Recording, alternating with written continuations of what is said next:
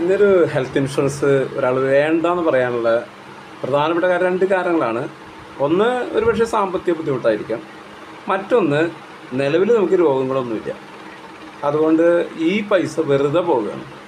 ഇതാണ് നമ്മൾ വേണ്ടെന്ന് പറയാനുള്ള രണ്ടാമത്തെ കാരണം. അപ്പം നമ്മൾ മനസ്സിലാക്കുക, നാളെ നമുക്ക് ഒരു രോഗം വന്ന് ചികിത്സയുടെ ആവശ്യം വരുന്ന സമയത്ത് നമ്മൾ ഹെൽത്ത് ഇൻഷുറൻസ് എടുക്കാൻ ചെല്ലുന്ന സമയത്ത് അന്ന് ഇൻഷുറൻസ് കമ്പനി ചിന്തിക്കാതെ തന്നെയാണ്.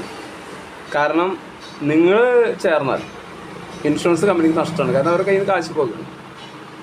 അതുകൊണ്ട് രോഗം വരാൻ കാത്തിരിക്കാതെ ആർക്കും നഷ്ടം വരാതിരിക്കാൻ വേണ്ടി നമ്മൾ ഹെൽത്ത് ഇൻഷുറൻസ് എടുത്തു വയ്ക്കുക. അതിൻ്റെ ലാഭം നഷ്ടമൊന്നും നമ്മൾ നോക്കേണ്ട കാര്യമില്ല.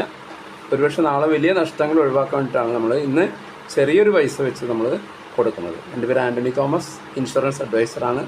കഴിഞ്ഞ 25 വർഷത്തിലധികമായി ഇൻഷുറൻസ് മേഖലയിൽ ബിസിനസ് ചെയ്യുന്നു.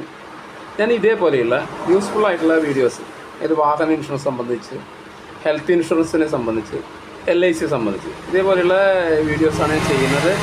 നിങ്ങൾക്ക് ഒരു ഹെൽത്ത് ഇൻഷുറൻസ് എടുത്തൊരാളാണെങ്കിൽ ആൾക്ക് ഒരു ക്ലെയിം വന്ന് എന്ത് ചെയ്യണം, അല്ലെങ്കിൽ ഒരു വാഹനത്തിന് അപകടം സംഭവിച്ച് എന്ത് ചെയ്യണം, അല്ലെങ്കിൽ നിങ്ങൾക്ക് LIC സംബന്ധമായിട്ട് എന്തെങ്കിലും സംശയം, എല്ലാത്തിനും നിങ്ങൾക്ക് എന്നെ കോൺടാക്റ്റ് ചെയ്യാം.